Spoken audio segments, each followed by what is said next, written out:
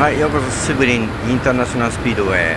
ここがその玄関になります。入り口わかりますか？あそこがゲートなんですね。それで中に入っていくとトラックが先見えます。で、周りはこんなもんです。はっきり言って何もないところにポツンと一つあります。まあ一つ建物が大きなあればすぐ隣に大きなホテルがあるということですね。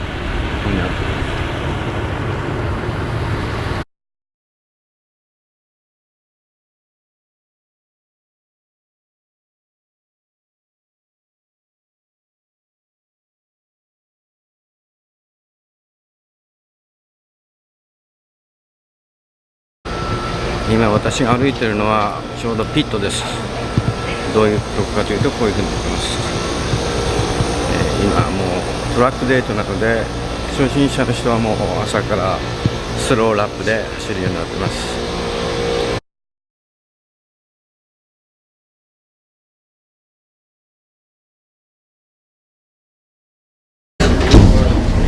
Anybody hot enough yet? All right.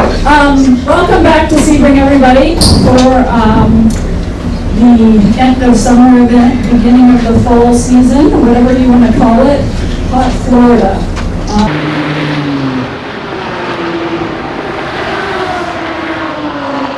回りますと、第1コーナーになります。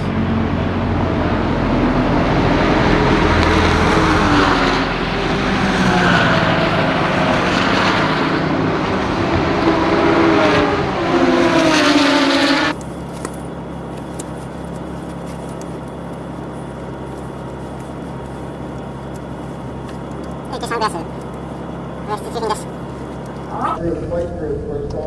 White group for a total grid.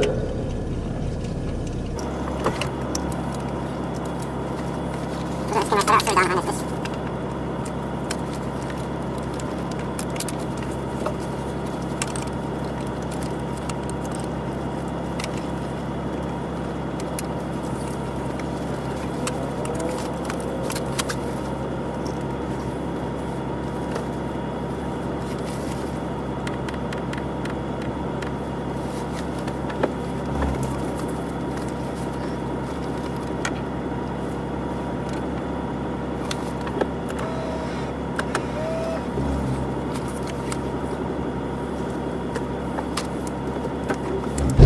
では行ってみましょう。